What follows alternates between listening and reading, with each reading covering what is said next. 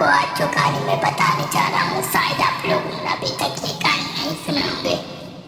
रात के 12 बजे थे। राघव सुनसान हाईवे पर अकेले ड्राइव कर रहा था।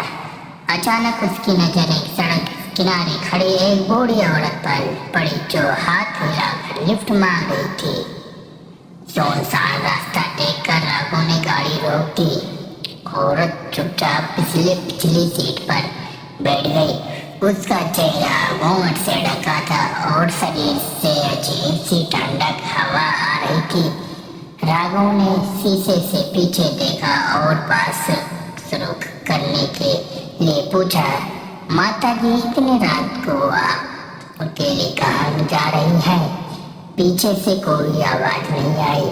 राघव ने दोबारा पूछा लेकिन फिर भी सन्नाटा पसरा रहा है। घबरा कर उसने कार की रियर मिरर बीच का शीशा एडजस्ट किया ताकि उसका चेहरा देख सके, लेकिन शीशा देखते ही उसके रोंगटे खड़े हो गए। पिछली सीट पर बिल्कुल खाली थी। तभी राघव ने कान की ठीक पास एक ठंडी कांपती हुई आवाज आई, क्या तुम मुझे ढूंढ रहे हो? जैसे ही राघव ने चौंक कर बगल वाली सीट पर देखा, वही औरत वहाँ बैठी थी। उसके चेहरे पर कोई मांस नहीं था, सिर्फ एक खोपड़ी थी जो डरावनी हंसी हंस रही थी। डर के मारे राघव ने जोर से ब्रेक मारा। गाड़ी सड़क किनारे पेड़ से टकरा गई। अगले दिन पुलिस को राघव की लाश गाड़ी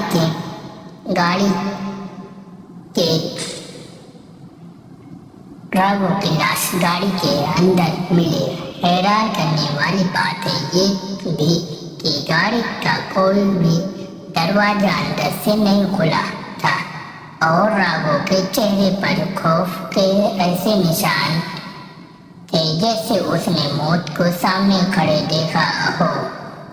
आज भी उस हाईवे पर रात में अकेले जाने वाले ड्राइवर को पीछे की सीट से किसी के फुसफुसाने की आवाजें सुनाई देती हैं। ये तीसरे कमरे की कहानी है। एक अनोखी और जादू यात्रा। एक राजा ने अपने बेटे को महल की चाबियां दी और कहा, तुम सारे कमरे खोल सकते हो लेकिन तीसरे कमरे को मत खोलना। राजकुमार ने 2 कमरे खोले। पहले कमरे में आभार, धन दौलत भी और दूसरे में दुनिया के सबसे स्वादिष्ट पकवान। लेकिन उसका मन तीसरे कमरे में ही अटका रहा। आखिरकार उसने सकत में आकर तीसरा कमरा खोल ही दिया। कमरा खोलते ही उसे एक जादुई सफेद घोड़ा मिला जिसने कहा, तुमने मुझे आजाद कर दिया लेकिन अब तुम्हें तुरंत यहाँ से भागना होगा क्योंकि इस